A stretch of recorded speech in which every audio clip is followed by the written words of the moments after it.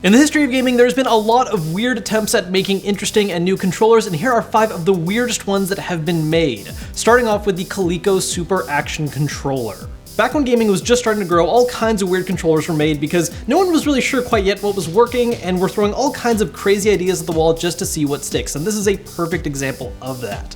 This was released as a special controller for the ColecoVision meant to be used with action-y sports games, initially coming with the title Super Action Baseball. And the first thought when really looking at it is, how am I supposed to use this comfortably? Even though it's clearly meant for the right hand to go on the stick, both ways feel super uncomfortable. All the buttons on the grip feel absolutely terrible, and it's definitely not just because of the age. Not only that, but using the control stick just ends up jerking both your hands around. Overall, this thing is just a nightmare to try and use. Something that you can really easily figure out just by looking at it. Now, another thing that happened a lot in the early days of gaming was taking ideas that already worked, but trying to put some kind of new futuristic spin on it to make it all cool and sci-fi.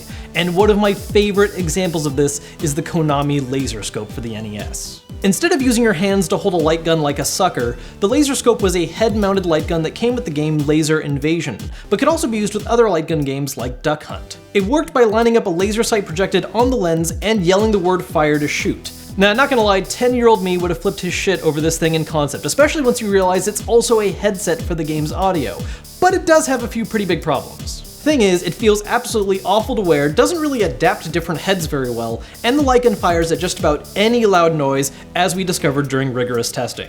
Fire! Fire! Fire! Shoot! It doesn't matter where I look. Fire! It's, yeah, stupid modern TVs not having cathode ray tubes. Fire! Nope, didn't do it. I hate that dog so much. Now, weird controllers are not a unique thing to older games. It's also happened with a lot of later titles where they tried to do different special edition ideas, one of the absolute worst ones being the Resident Evil 4 chainsaw. Now, as a collector's item to show off in its little display case, it's actually pretty freaking cool, but trying to use this thing to actually play games is just terrible. Not even focusing on comfort factor considering the shape of this thing, but button placement is just all over the place, requiring you to reach way farther than normal to hit some regular buttons, and an R2 and L2 placed on the sides that I'm not really sure how you're supposed to hit normally. It does have some cool gimmicky stuff when used with Resident Evil 4, like causing Leon to raise and lower his chainsaw when you do, but getting far enough in the game with this controller to even try that is a trial unto itself. It's a cool showpiece, but an absolutely bizarre way of trying to control a game.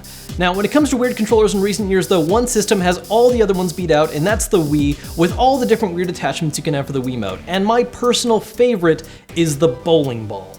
Okay, yeah, sure, if you're using this just for Wii bowling, this makes some sense. But does it really? Considering the fact that if you're using it like a bowling ball, you're much more prone to accidentally letting go, which is going to end up in a lobbed plastic ball at your television screen. Yes, there's a wrist strap which could keep the controller from flying away, but then you have this big bowling ball thing tugging at your wrist every time you let go, which isn't exactly comfortable, and something that the controller itself does warn against right on it. You also gotta love this thing's button interface on the top of the ball, which is mainly there to browse control Wii Bowling's menu, but also totally means you could play Smash or Mario Kart with this ineffectively. Now, last but not least, you can't do a list on weird controllers without, of course, talking about the best accessory ever to come out in Nintendo, the Power Glove. Meant to be played with a very specific group of games, the Power Glove was one of the earliest attempts at adding a form of control outside of traditional buttons, giving the user the ability to do things by raising and lowering the glove relative to a center point you set, as well as making different minor hand gestures like tucking in your thumb or pinky finger. While this was designed to work with a few specific games in mind, it does have a setting that lets you play any regular Nintendo games you'd like.